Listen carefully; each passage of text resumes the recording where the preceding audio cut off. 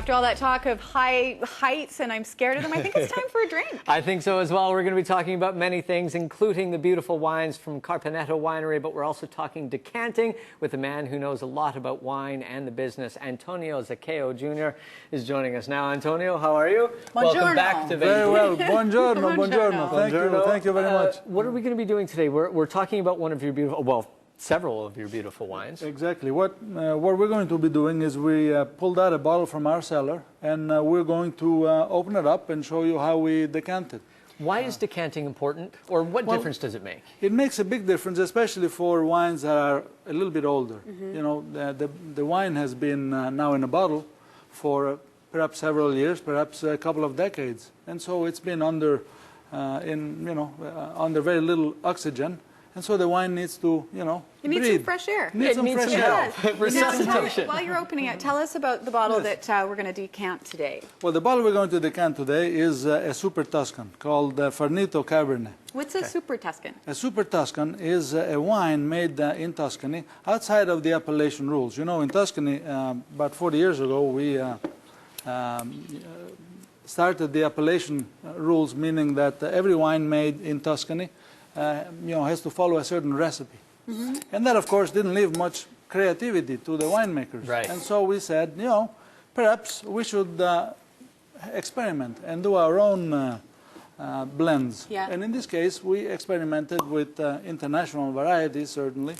And, one of them was Cabernet Sauvignon, which we actually had quite good luck with. And this really highlights the skill, or of course every wine does, but this one, a Super Tuscan especially, highlights the skill of a winemaker. And also of the terroir, the particular site from where the wine comes, in this case Cabernet Sauvignon. You know, Tuscany is mostly known for, of course, Sangiovese. Yeah. But, here we're trying something different. Very nice. Okay, we've got our decanter here. So first of all, yes. Yeah. So first of all, we make sure that the cork is neutral, doesn't smell like cork. So what are you looking at? You're looking for? You're looking for a neutral smell out of the cork. And in this case... Neutral. Neutral. We're good. We're neutral. I'm agreeing with him because he knows. We're good. That's right. And then, of course, you can begin the decanting process. Now, of course, if the wine is quite old, you would have previously removed it from your cellar, perhaps in the morning, for an evening experience, and so that the sediments can begin trickling to the bottom of the bottle. Yeah. And, because that is one of the reasons why you decant, is to remove the solids, the tannins, the tannins and the tartrates that might have fallen out from the wine, all natural ingredients. Does the decanter matter? I mean, the shape or the size or anything else, or is it all serving the same It can, purpose? but I mean, a lot of it is just, looks. Well, and the other thing that I find with decanting wine is it really helps you appreciate the color, all those things that go into the wine making. Absolutely, and the wine it's a ritual, just like when you wake up in the morning, you're brushing your teeth, and when you pull out an old bottle from the cellar, it's beautiful to do this. And you're going to have to brush your teeth after. And I noticed you're pouring fairly slowly as well. And you're pouring to the side? Is that on purpose? Well, you're pouring to the side because then the decanter is then shaped so that it actually coats every side of the inside. Mm-hmm. And then you leave a little drop in the bottom. Actually, in a very old wine, you could actually put a little candle underneath so that you can then look for the sediments, and as they approach the neck, then you stop. Then you stop pouring. I never knew that. Very nice. I've just been turning them upside down and pouring them in. And while we're letting this little fella breathe, tell us a little bit about the other wines you brought. Start with this one here. Well, this one is an everyday drinking wine. It's a young Super Tuscan. Mm-hmm. So it's a blend of all of our estates from Chianti Classico, Vino Nobile, and on the coast. Central Tuscany, which is where Sangiovese, really has its natural habitat. Beautiful. And then the Chianti Classico. It's the Chianti Classico, and again, the other one. The Chianti Classico comes from near Florence. Yeah. So. And this one right here? This is the same one. This one comes from Vino Nobile, near the town of Montepulciano, in the province of Siena.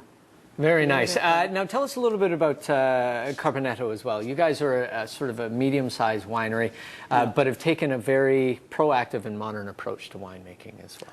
Exactly. Well, we were, the first to go out into the vineyards and, for example, do a green harvest in a time when, in the 60s, when, it was not considered cool to throw something on the ground that God had given you. And bringing balance in the vineyards, of course, meant that you had to, sometimes leaf thin, sometimes shoot thin, and sometimes right before harvest and throughout the growing season, remove a few clusters. Right. Yeah.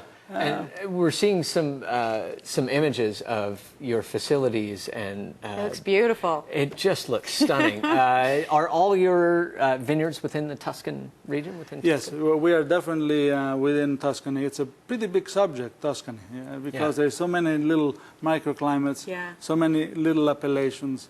And so much delicious food to enjoy your wine with. Absolutely, absolutely. Now, has this been given enough time for us to taste it, or how Well, much for the time purposes would it- of this exercise, I would say yes, but Ideally. realistically, So no. say we've taken it out in the morning, we've let it sit, we've poured it. How long would one let this bottle of wine sit before we poured? That is very much dependent on the wine, and also dependent on the vintage.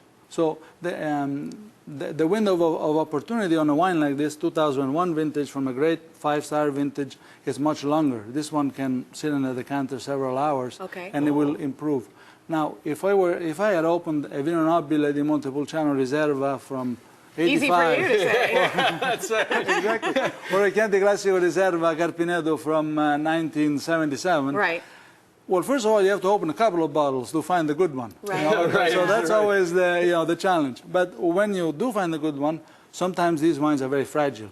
And you need to drink them quickly? So you have to decant and be organized so that you're drinking Ready it, to go. oftentimes very, very quickly. Yes. All right. Shall Well, for we the then? purpose of our exercise, as you said. And while Antonio is pouring, I will let you know that the Vancouver Playhouse International Wine Festival is on. If you want to find out about the tasting, this one's happening March 1st at VCEC. If you want to find out more information, you go to playhousewinefest.com, and then carpineto.com Very is nice. where you can find out about beautiful And of course, winery. the theme this year at the Vancouver Playhouse International Wine Festival is Italy as well. So you're going to be learning Shall a we? lot about the Chin areas. chin. Salute. Salute. Thank you so much. We're going to take a break, and when we return, we're going to have some Thank you great for tunes talking. from the Loose Change Trio.